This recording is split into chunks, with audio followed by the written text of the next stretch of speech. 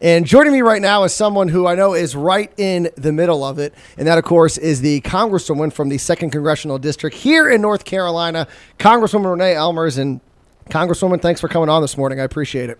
Well, thank you. Good to be with you again, Tyler. And I got to say, Congresswoman, I wanted to get you on the show because the past couple of weeks, I've almost felt bad for you because every time I read a news source, it's either someone on the far left or the far right that's going after you. And one of them's got to be wrong. And I wanted to try and figure that out here this morning. And it's usually dealing with, of course, Obamacare and this debt ceiling debate.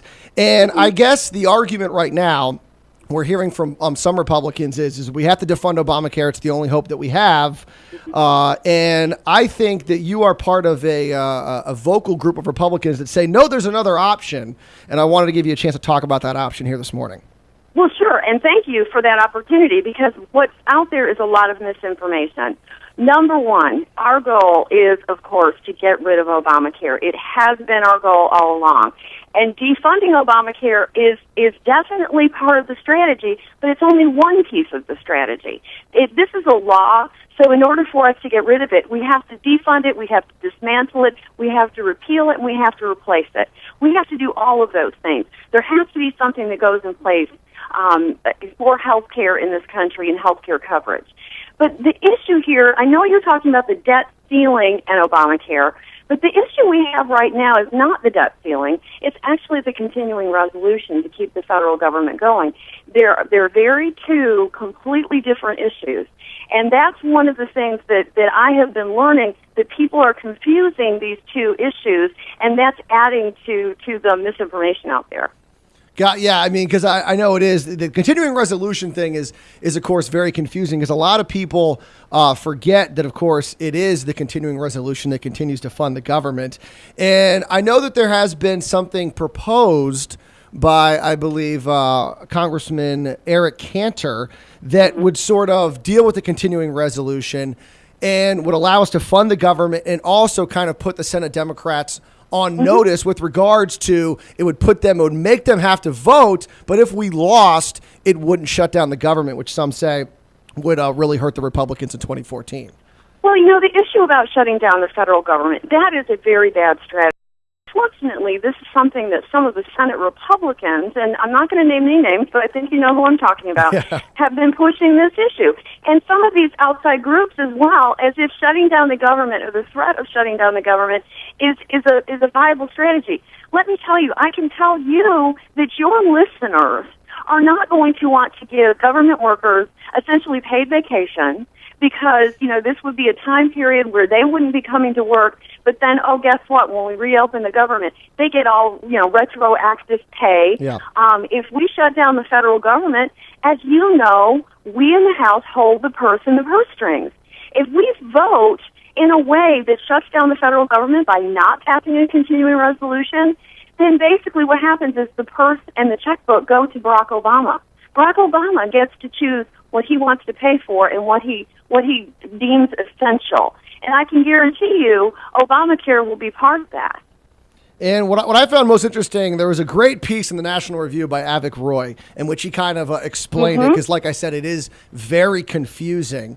And he said that, lose-lose scenario, this wasn't in the article, but I sort of was able to kind of infer it, was that essentially the worst case scenario is that we shut the government down, it ends up going off so poorly that we have to reopen the government. We not only fund Obamacare, but we lose the sequester. And the sequester then gets, taken out off the books, and we're now spending levels before the sequester, and that would just be worst case scenario ever. Absolutely, because essentially what we will be doing is losing the ground that we've gained with the sequester. Now, I'm not pretending that the sequester hasn't been difficult for many, especially for us in North Carolina, with our military and with so much of the defense industry depending on, military spending. So it's been difficult for us.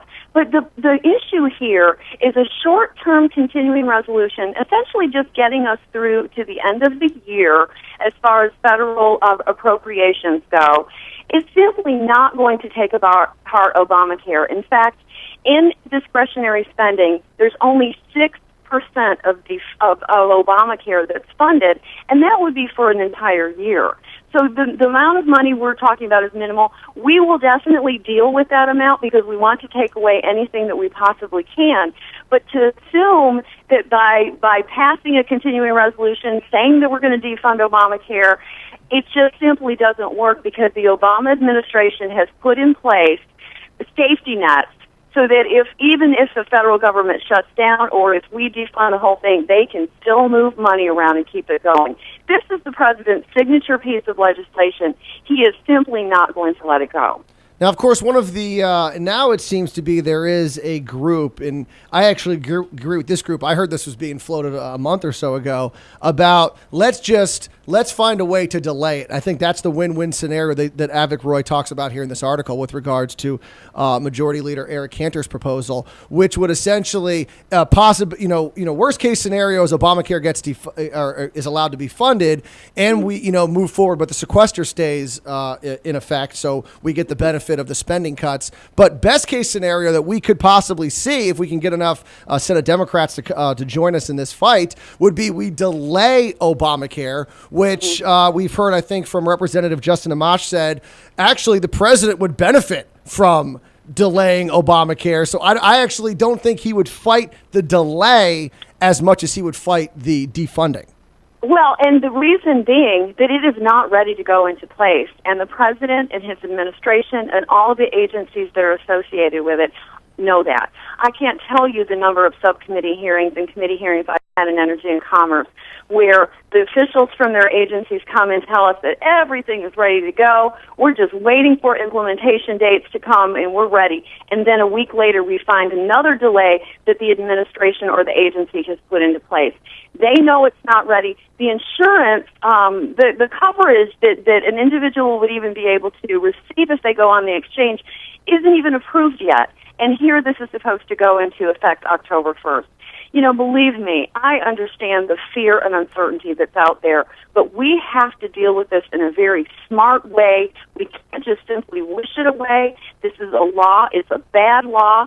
It's going to be an economic disaster if it goes into effect, but we have to take it apart in a way that's very strategic, and we've all got to come together in this effort. Every Republican in the House and the Senate has got to decide that this is our goal. And hey, the good news is, as of Wednesday, we're going to unroll the RSC healthcare replacement plan that takes care of all of the healthcare issues that the American people are looking for and needing, and it would absolutely, it is completely the opposite of Obamacare. It's patient-centered, it's patients and doctors making decisions and giving individuals good choices for their own health care. I think that's so important because one of the criticisms that we've heard, I think we've even heard that from Newt Gingrich out there, was that the biggest problem Republicans faced was that we were against Obamacare, but we didn't have our own plan to put forward. So it's good to see the Republicans putting a plan out there that we can take all these ideas that we've had and put them into a plan and say, all right, you don't like Obamacare? Well, here's our option. And I think that is so key, especially going forward, especially in the midterms, is it's not just being against Obama or being against Democrats, but it's join our side. Here are our ideas. I think that's the key to 2014.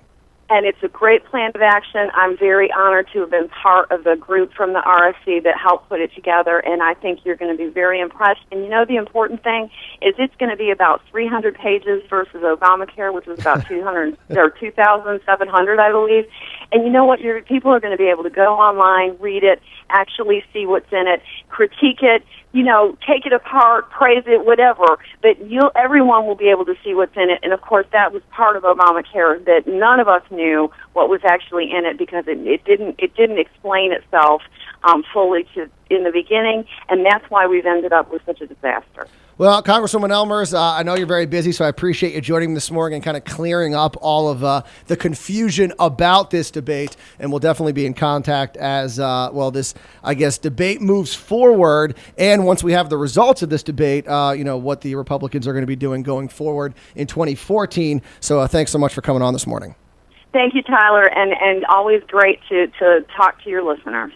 All right, once again, that was Congresswoman Renee Ellmers, of course, from the 2nd District here in North Carolina, talking about Obamacare and the debate over the continuing resolution. Well, it is 8:17 here on this Tuesday, September the 17th. We're going to take a quick break, and we'll be right back. This is Tyler Cralle. Radio. Only on 980 The Wave.